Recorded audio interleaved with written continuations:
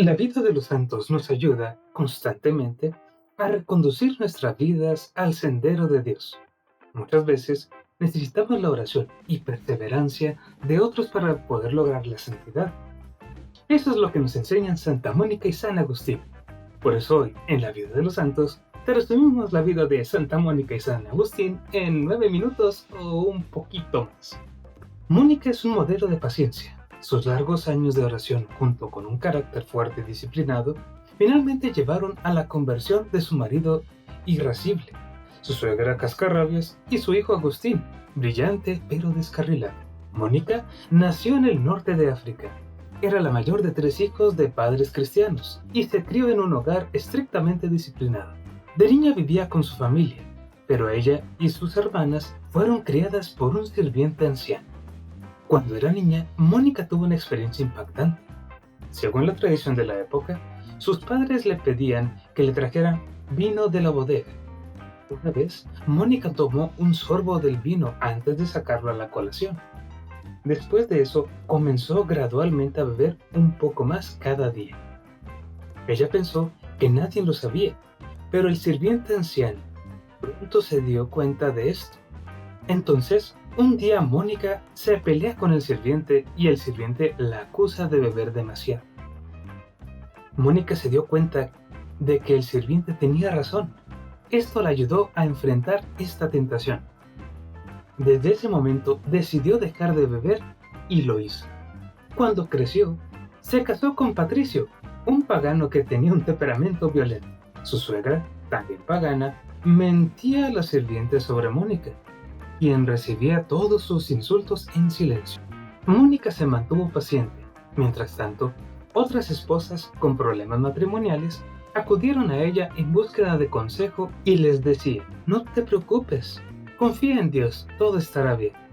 Con el tiempo, su mansedumbre, humildad y oraciones transformaron a Patricio, quien, un año antes de morir, se bautizó. De dicho matrimonio produjo 3 hijos: Agustín, Navigius y Perpetua. Su hijo Agustín nació en el año 354. No fue bautizado, pero tenía a su madre que le hablaba a menudo del amor de Dios y de su fe. Mónica quedó viuda a la edad de 40 años. Ella juró consagrarse para Dios desde ese momento. Ella renunció a todos los placeres mundanos y ayudó a los pobres y huérfanos, mientras seguía cumpliendo con sus deberes maternos. Su mayor preocupación era su hijo Agustín, este joven brillante y talentoso que rechazó la fe de su madre. Agustín se había convertido en un marchilla y llevaba una vida disoluta, por lo que Mónica se negó a permitirle vivir en su casa. Agustín comenzó a vivir con otra mujer y tuvo un hijo, aunque no estaba casado. Mónica estaba lista para repudiar a Agustín, pero en un sueño se le reveló que eventualmente él volvería a la fe. Agustín nos cuenta que Mónica derramó más lágrimas por su muerte espiritual que otras madres por la muerte corporal de un hijo. Mónica oró por la conversión de su hijo durante 17 años. Para agregar poder a sus oraciones, ofrecía la Sagrada Comunión y ayunaba su alimento diario. A la edad de 29 años, Agustín finalmente se cansó de la frivolidad del Cartago y se mudó a Roma para enseñar retórica. Mónica estaba decidida a acompañarlo, pero él no aceptó y navegó solo. Mónica lo siguió después de vender las pocas posesiones que le quedaban. Mientras tanto, Agustín se había ido a Milán, donde le ofrecieron una silla en el registro. Cuando Mónica llegó a Roma, Agustín ya se había ido. Cuando se enteró de que había ido a Milán, Mónica se decidió a seguirlo. Agustín había realizado una visita de cortesía al obispo San Ambrosio. Agustín llegó a querer al obispo como a un padre, y fue todos los domingos a escuchar a Ambrosio mientras él predicaba. Cuando Mónica llegó a Milán, su primera visita también fue con San Ambrosio, y se entendieron de inmediato. Ella se convirtió en su fiel discípula, y el corazón de Ambrosio se conmovió con Mónica debido a su forma de vida verdaderamente piadosa. su celo en las buenas obras y su fidelidad en la adoración. Mónica y Agustín comenzaron a asistir a misa juntos y luego a discutir los sermones del obispo. Mónica estudió profundamente la filosofía y la teología para poder tratar inteligentemente con Agustín. Agustín, mientras tanto, atravesaba un periodo muy confuso en su vida. Comenzó a darse cuenta de cuántas cosas creía que no podía comprobar, pero aceptaba con el testimonio de otros. Un día, Agustín se sintió realmente frustrado. Le suplicó a Dios que convirtiera completamente su corazón. Quería abrazar plenamente las enseñanzas de la Iglesia, pero se sentía imposible de desprenderse de los pecados de la carne. Agustín se retiró a un jardín para contemplar profundamente su alma.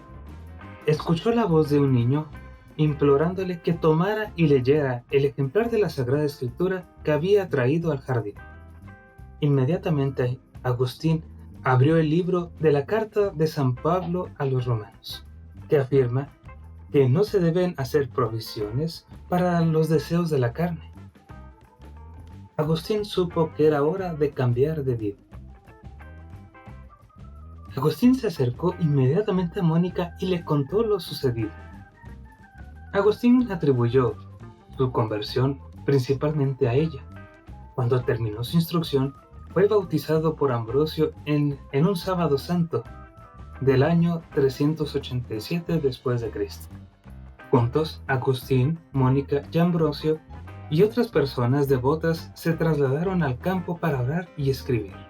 Santa Mónica murió unas 2 semanas después, a la edad de 56 años. Agustín tenía entonces 33.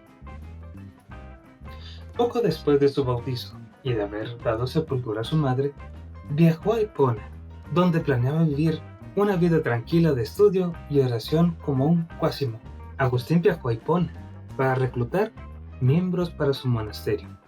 Fue rodeado por la congregación y apresado y arrastrado hasta el obispo, quien lo ordenó en el acto.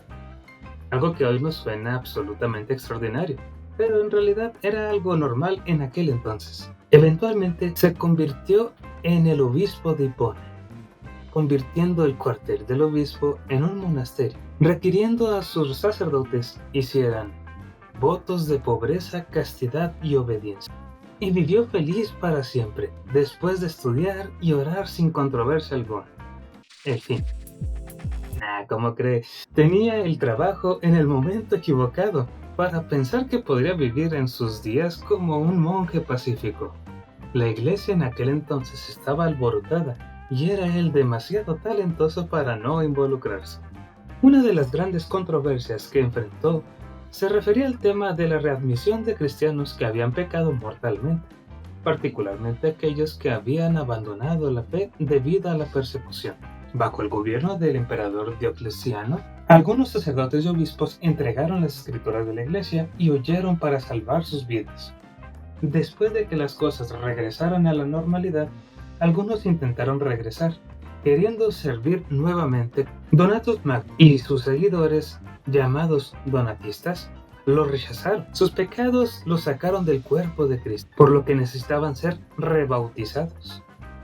O al menos eso era lo que él pensaba.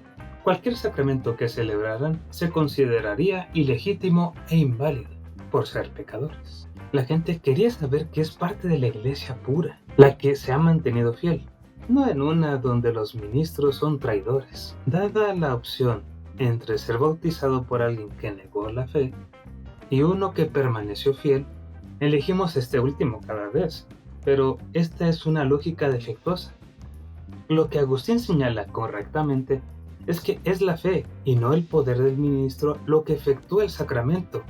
Lo que realiza el sacramento es el poder de Dios, incluso si el ministro se encuentra en estado de pecado mortal.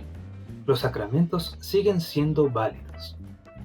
Más allá de salvar a la iglesia de esas controversias, Agustín sirvió como un pastor fiel y pensador influyente durante décadas, haciendo importantes contribuciones a la iglesia en el campo de la creación, la teoría de la guerra justa, el libre albedrío, la escatología, las escrituras y finalmente recibió el título de Doctor de la Gracia. Espiritualmente, escribió obras pastorales destinadas a evangelizar y catequizar a los fieles, clásicos de la literatura occidental, que aún se leen en la actualidad. Su Ciudad de Dios compara la ciudad terrena romana con la realidad escatológica de la ciudad celestial que está por venir, y sus memorias personales. Las Confesiones, posiblemente su obra más famosa, la cual captura las luchas de su vida y la fe que lo guió. Tarde te amé, hermosura tan antigua y tan nueva. Tarde te amé. Y tú estabas dentro de mí y yo afuera. Y así por de afuera te buscaba, de defore como era. Me lanzaba sobre estas cosas que tú creaste. Tú estabas conmigo, pero yo no estaba contigo. Retiéneme lejos de ti aquellas cosas que, si no estuviesen en ti, no existirían. Me llamaste y clamaste, y quebraste mi sordera. Brillaste y resplandeciste y curaste mi ceguera. Exhalaste tu perfume y lo aspiré, y ahora te anhelo. Gusté de ti y ahora siento hambre y sed de ti. Me tocaste y deseo con ansia la paz que procede de ti. A través de la gracia, Agustín supo que nada del mundo exterior podría satisfacerlo.